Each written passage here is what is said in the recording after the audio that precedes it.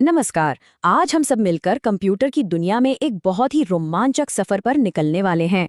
हम जानेंगे कि कैसे वो विशालकाय कंप्यूटर्स जो कभी पूरे पूरे कमरों में रखे जाते थे, आज सिमटकर हमारी जेब में आ गए हैं। तो चलिए इस पूरी बातचीत की शुरुआत एक सवाल से करते हैं। कभी सोचा है कि आखिर ये हुआ कैसे? कैसे एक पूरे कमरे जितना बड़ा कंप्यूटर सिकुड़कर हमारी हथेली में समा गया? देखिए, ये कहानी सिर्फ टेक्नोलॉजी की नहीं है, ये कहानी है इंसानी दिमाग की, उसके कमाल के आविष्कारों की। अच्छा, इस पूरे विकास को समझने के लिए हम इसे पीढ़ियों या जेनरेशन्स में बांटते हैं। अब ये जनरेशन है क्या? समझिए कि ये टेक्नोलॉजी में एक बहुत बड़ा कदम है। हर नई पीढ़ी के साथ कंप्यूटर के मूल हार्डवेयर में एक जबरदस्त बदलाव आया, जिसने उसे पहले से कहीं ज्यादा छोटा, तेज और शक्तिशाली बना दिया। तो फिर कहानी शुरू की जाए। चलिए चलते हैं सबसे पहली पीढ़ी में। ये था वैक्यूम ट्यूब्स का जमाना। तो जो पहली पीढ़ी थी उसका समय था 1940 से 1956 तक, और इसकी जो सबसे मुख्य टेक्नोलॉजी थी वो थी वैक्यूम ट्यूब। अब आप सोच रहे होंगे ये क्या चीज़ है? तो कल्पना कीजिए, ये कांच के बल्ब जैसे दिखते थे और कंप्यूटर के अंदर स्विच का काम करते थे। मतलब बिजली के बहाव को कंट्रोल करना, और इसी से डेटा प्रोसेस होता था। और इन शुरुआती कंप्यूटर्स की कुछ बातें बड़ी दिलचस्प थीं। पहली बात, ये एक पूरे कमरे जितने बड़े होते थे। इनसे गर्मी इतनी ज्यादा निकलती थी कि इन्हें ठंडा रखने के लिए बड़े बड़े कूलिंग सिस्टम की जरूरत पड़ती थी। और बिजली बिजली तो ये बहुत ही ज्यादा खाते थे।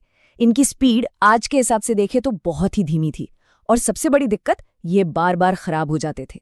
ये सिर्फ मशीनी भाषा समझते थे, यानी 0 और 1 की भाषा। इनियाक और यूनिवैक 1, ये नाम याद रखिएगा, ये इसी पीढ़ी के सबसे मशहूर उदाहरण हैं। अब जाहिर सी बात है, पहली पीढ़ी में इतनी सारी दिक्कतें थीं, तो इन्हीं समस्याओं ने नए आविष्कारों को जन्म दिया। अब वैज्ञानिकों का एक ही लक्ष्य था, कंप्यूटर को छोटा करना है और बेहतर बनाना है।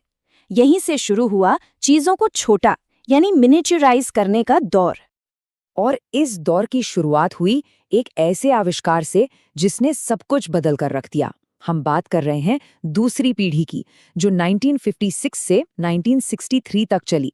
और इसकी जो कोर टेक्नोलॉजी थी वो थी ट्रांजिस्टर। बस इस एक ट्रांजिस्टर ने वैक्यूम ट्यूब की जगह ले ली, और मानिए जैसे क्रांति आ गई। कंप्यूटर साइज में छोटे हो गए, गर्मी भी कम पैदा करने लगे, और हाँ, अब वो पहले से कई ज्यादा भरोसेमंद और तेज हो गए थे। एक और बड़ा बदलाव आया। अब कंप्यूटर सिर्फ मशीनी भाषा पर निर्भर नहीं थे, बल्कि असेंबली, फोर्ट्रैन और कोबोल जैसी प्रोग्रामिंग लैंग्वेजेस का इस्तेमाल भी शुरू हो गया था। IBM 1401 इस पीढ़ी का एक बहुत ही बढ़िया उदाहरण है। जरा इस कंपैरिजन को देखिए, कितना बड़ा फर्क है। एक तरफ है पहली पीढ़ी के बड़े, भारी भरकम, अविश्वसनीय और धीमे वैक्यूम ट्यूब्स, और दूसरी तरफ है दूसरी पीढ़ी के छोटे, भरोसेमंद और तेज ट्रांजिस्टर्स। सच में ये टेक्नोलॉजी में एक बहुत बहुत बड़ी छलांग थी। पर इंसानी दिमाग कहाँ रुकने वाला था? कहानी आगे बढ़ी। अब आई तीसरी पीढ़ी, 1964 से 1971 तक, और इसकी मुख्य तकनीक थी इंटीग्रेटेड सर्किट, जिसे हम सब आज IC या फिर चिप के नाम से जानते हैं। अब सोचिए इसमें क्या कमाल हुआ। इसमें सैकड़ों ट्रांजिस्टरों को एक नाखून से भी छोटी सिलिकॉन चिप पर फिट कर दिया गया। और इस IC के आते ही तो जैसे सब कुछ बदल गया। कंप्यूटर का साइज और भी छोटा हो गया, और स्पीड तो मानो रॉकेट की तरह बढ़ गई। पहली बार ऐसा हुआ कि कंप्यूटर एक साथ कई काम कर सकता था, जिसे हम मल्टी प्रोग्रामिंग कहते हैं। और एक और जरूरी बात, यहीं से कीबोर्ड और मॉनिटर का इस्तेमाल शुरू हुआ। अब कंप्यूटर से बात करना, उसे कमांड देना बहुत आसान हो गया। IBM System/360 ये इसी दौर का एक बहुत जरूरी कंप्यूटर था। तो अब तक कंप्यूटर लैब और बड़ी बड़ी कंपनियों तक ही सीमित थे, लेकिन अब हम उस पीढ़ी पर आ रहे हैं जिसने कंप्यूटर को वहां से निकालकर सीधा हमारे घरों और ऑफिस की टेबल पर पहुंचा दिया।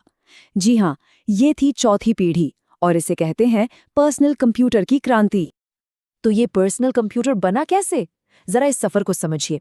सबसे पहले वैक्यूम ट्यूब की जगह ली ट्रांजिस्टर ने। फिर कई सारे ट्रांजिस्टरों को एक छोटी सी IC पर डाल दिया गया, और फिर जो हुआ वो एक चमत्कार जैसा था। पूरे के पूरे सेंट्रल प्रोसेसिंग यूनिट, यानी कंप्यूटर के दिमाग CPU को सिर्फ एक ही चिप पर उतार दिया गया, और इसी चिप को नाम दिया गया माइक्रो प्रोसेसर। और यही माइक्रोप्रोसेसर चौथी पीढ़ी की मुख्य तकनीक है, जो 1971 से शुरू होकर एक तरह से आज तक चल रही है। यही है हमारे पर्सनल कंप्यूटर का दिमाग। और सिर्फ कंप्यूटर ही क्यों, आज हमारे स्मार्टफोन से लेकर लैपटॉप तक हर स्मार्ट डिवाइस के दिल में यही माइक्रोप्रोसेसर धड़कता है। इसी माइक्रोप्रोसेसर की वजह से पर्सनल कंप्यूटर यानी पीसी का जन्म हुआ।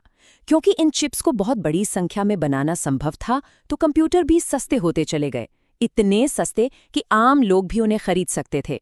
ये डिवाइस बहुत छोटे थे, पोर्टेबल थे और इनकी स्पीड का तो कोई जवाब ही नहीं था। और यहीं पर आया ग्राफिकल यूजर इंटरफेस यानी GUI, मतलब स्क्रीन पर दिखने वाले आइकन्स और माउस, जिसने कंप्यूटर इस्तेमाल करना बच्चों का खेल बना दिया। और हाँ, परीक्षा के लिए ये नाम जरूर याद रखिए, इंटेल 4004 ये दुनिया का पहला कमर्शियल माइक्रोप्रोसेसर था। और चलिए अब हम सफर करते हैं आज के दौर में और आने वाले कल में। हम बात कर रहे हैं 5वीं पीढ़ी की। ये है आर्टिफिशियल इंटेलिजेंस यानी AI का जमाना। अब मशीनें सिर्फ हमारे कमांड्स को फॉलो नहीं कर रही, बल्कि अब वो खुद सोच सकती हैं, सीख सकती हैं। तो 5वीं पीढ़ी की जो कोर टेक्नोलॉजी है वो है आर्टिफिशियल इंटेलिजेंस और मशीन लर्निंग। और इसकी खासियतें तो हम सब हर रोज अपनी जिंदगी में देखते हैं, जैसे हमारे स्मार्टफोन का वॉइस रिकग्निशन जो हमारी आवाज पहचानता है, वो सिस्टम्स जो खुद ब खुद सीखते हैं, रोबोटिक्स और नेचुरल लैंग्वेज प्रोसेसिंग। हमारे फोन में जो वॉइस असिस्टेंट है ना, जिससे हम बातें करते हैं, वो इसी 5वीं पीढ़ी की एक शानदार देन है। चलिए, अब तक हमने जो कुछ भी सीखा उसे परीक्षा के नजरिए से फटाफट दोहरा लेते हैं। ये हिस्सा बहुत जरूरी है, तो पूरा ध्यान यहीं पर। इस टेबल को बहुत ध्यान से देखिए। प्रतियोगी परीक्षाओं में अक्सर यहीं से सवाल बनते हैं, किस पीढ़ी में कौन सी तकनीक इस्तेमाल हुई। तो एक बार फिर से, पहली पीढ़ी वैक्यूम ट्यूब, दूसरी पीढ़ी ट्रांजिस्टर, तीसरी पीढ़ी IC यानी इंटीग्रेटेड सर्किट, चौथी पीढ़ी माइक्रोप्रोसेसर और 5वीं पीढ़ी AI यानी आर्टिफिशियल इंटेलिजेंस। ये चार्ट याद करने के लिए परफेक्ट है। चाहे तो इसका एक स्क्रीनशॉट लेकर रख लें, बहुत काम आएगा। तो ये था हमारा सफर। हमने देखा कि कैसे कमरे जितने बड़े कैलकुलेटर से कहानी शुरू हुई और आज हम इंटेलिजेंट सिस्टम्स तक पहुंच गए हैं। हर अगली पीढ़ी ने पिछली पीढ़ी की समस्याओं को सुलझाया और हमारे लिए नई नई संभावनाओं के दरवाजे खोल दिए। ये वाकई में लगातार सुधार और इनोवेशन की एक शानदार यात्रा है। और आखिर में बस एक बात, आज हम जो भी टेक्नोलॉजी इस्तेमाल कर रहे हैं वो दशकों की मेहनत और इनोवेशन की विरासत है। और आने वाले कल की टेक्नोलॉजी कौन बनाएगा, उसका निर्माण आप जैसे ही जिज्ञासु और सीखने वाले लोग करेंगे। तो बस सीखते रहिए और कुछ नया बनाते रहिए।